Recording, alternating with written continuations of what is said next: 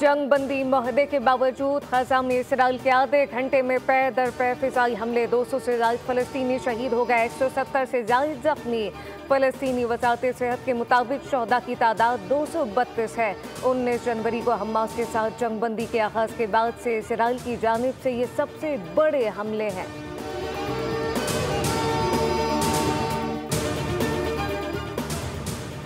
दहशतगर्दी से कैसे निपटा जाए, कौमी सलामती की सूरत हाल पर पार्लिमानी कमेटी का इजलास आज होगा। इन कैमरा इजलास में अस्करी क़यादत पार्लिमानी कमेटी को मौजूदा सिक्योरिटी सूरत हाल से आगाह करेगी।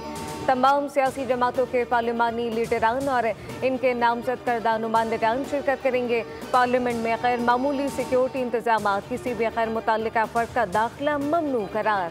मीडिया समेत तमाम एंट्री कार्ड आर्जी तौर पर गैर मौसर। पार्लियामेंट की हुदूद में किसी भी किस्म की रिकॉर्डिंग पर पाबंदी होगी।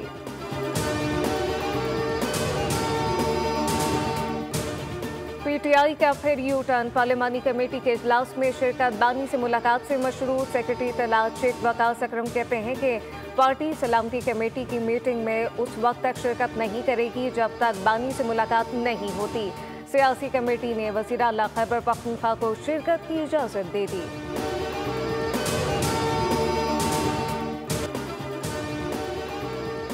जाफर एक्सप्रेस हमले के दौरान दहशतगर्दों का हैंडलर से अफगानिस्तान में राब्ता था। दहशतगर्दों को अफगानिस्तान से हमले की मनसूबाबंदी और हिदायत दी गई। तालिबान हुकूमत ने दाइश के खात्मे के लिए मौसर किरदार अदा नहीं किया।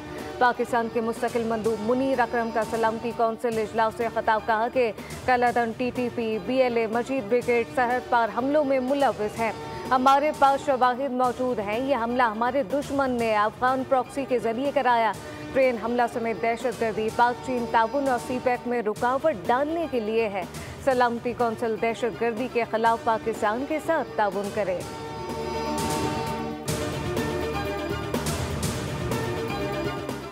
और दूसरे T20 मैच में कौमी टीम का न्यूजीलैंड को जीत के लिए 136 रन का हदफ। खिलाड़ी आज भी कोई जमकर ना खेल सका। कप्तान सलमान अली आगा 46 रन के साथ नुमाया रहे। शादाब 26, शाहीन अफरीदी 22 रन बनाकर आउट हुए। बारिश के बायस मैच 15 ओवर तक महदूद कर दिया गया।